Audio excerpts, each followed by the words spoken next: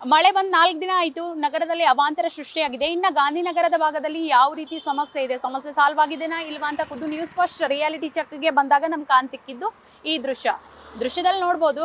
ಕಳೆದ 4 ದಿನದಿಂದ ಆಯಿತು ಮಳೆ ಬಂದು ಮರ ಬಿದ್ದು ರೆಂಬೆಕೊಂಬೆ ಬಿದ್ದು ಸಾಕಷ್ಟು ಅವಾಂತರಗಳಾಗಿದ್ದಾವೆ, ಹಾನಿಯಾಗಿದ್ದಾವೆ.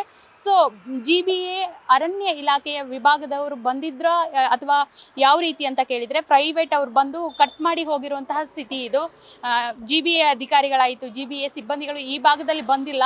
ಕೇವಲ ಇಲ್ಲಷ್ಟೇ ಅಲ್ಲ, ಗಾಂಧಿನಗರ ಉದ್ದಕ್ಕೂ ಮರಗಳು ಬಿದ್ದಿದ್ದಾವೆ. ಸೊ ಬಿದ್ದಂತಹ ಮರ ಇಂದು ತೆರವಿಗೆ ಮುಂದಾಗಿಲ್ಲ ಅನ್ನೋ ಆಕ್ರೋಶ ಇಲ್ಲಿಯ ಸ್ಥಳೀಯರು ವ್ಯಕ್ತಪಡಿಸ್ತಾ ಇದ್ದಾರೆ. ಜೊತೆಗೆ ಹೋಟೆಲ್ ಮಾಲೀಕರು ವಿಧಿ ಇಲ್ಲದೆ ಪ್ರೈವೇಟ್ ಅವ್ರನ್ನ ಕರೆಸಿ ಮರ ಕಟ್ ಮಾಡಿಸುವಂತಹ ಕಾರ್ಯಕ್ಕೆ, ಅಂದ್ರೆ ಅದನ್ನ ಸೈಡ್ ಸರಿಸಿ ಇಡುವಂತಹ ಕಾರ್ಯಕ್ಕೆ ಮುಂದಾಗಿದ್ದಾರೆ. GBA ಅಧಿಕಾರಿಗಳು ದಿವ್ಯ ನಿರ್ಲಕ್ಷ್ಯ ಎದ್ದು ಕಾಣ್ತಾ ಇದೆ. ಅಂದಿನ BBMP, ಇಂದಿನ GBA ಹೆಸರು ಬದಲಾವಣೆ ಆಯಿತು, ಅಧಿಕಾರಿಗಳ ಕಾರ್ಯವೈಖರಿ ಮಾತ್ರ ಬದಲಾಗಿಲ್ಲ. ನಿರ್ಲಕ್ಷ್ಯದ ಧೋರಣೆಯನ್ನ ತೋರ್ತಾ ಇದ್ದಾರೆ ಅನ್ನೋ ಮಾತು ಕೂಡ ಸ್ಥಳೀಯರು ಹೊರ ಹಾಕ್ತಾ ಇದ್ದಾರೆ. ಒಟ್ಟಾರೆ 4 ದಿನ ಆದ್ರೂ ನಿರ್ಲಕ್ಷ್ಯ ಮುಂದುವರೆದಿದೆ. ಇನ್ನ ಈ ಬಿದ್ದಂತಹ ಮರ ಯಾವಾಗ ತೆರವು ಮಾಡ್ತಾರನ್ನೋ ಪ್ರಶ್ನೆ ಸಾರ್ವಜನಿಕರು ಹೊರ ಹಾಕ್ತಾ ಇದ್ದಾರೆ.